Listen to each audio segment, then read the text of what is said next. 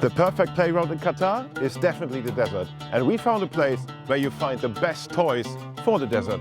And this is not a standard 911. This is a Mercedes-Benz 911L truck. A first coffee with friends and then go out and drive. That's the desert lifestyle. And this is what you find here in Qatar.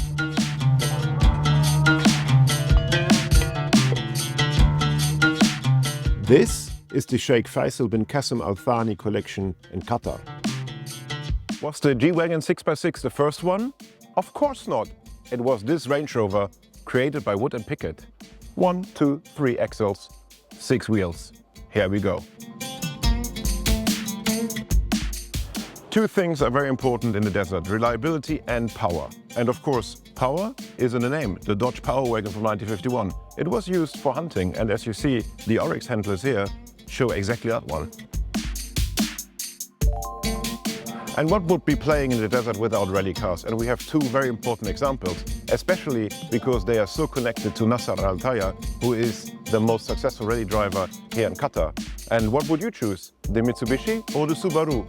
This is not too much for the desert, because this Ford super truck is a two-wheel drive. But this Dodge spent the majority of his life actually in the desert, and you see the fantastic patina of that car from the sun, from the desert sun. And what's very interesting, because the cars had to be very rigid, that cars had to be reliable in the desert, because if you go to the empty quarter, it is the empty quarter. It is very empty. So what they did is they attached a second suspension to make it more rigid and more reliable.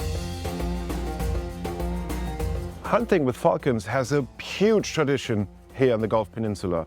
Of course, you need a specific setup for your car. And here we see one of the ways these cars get converted. So this is not a normal Ford F250. This is one which is really specific made for falcon hunting. And with many, many tools. You have the bars where the falcon sits on, you have comfy chairs, and you go out for the Ibarra for hunting. And if you look at this Wonder Lodge, the Bluebird, this is a very special one because an Iraqi artist painted the whole story about hunting and the cars in Qatar in the desert, and I really like the idea of it to celebrate history in that way. And this is actually a rolling majlis, so you can sit down together, relax, have a tea, while you wait for the next hunt.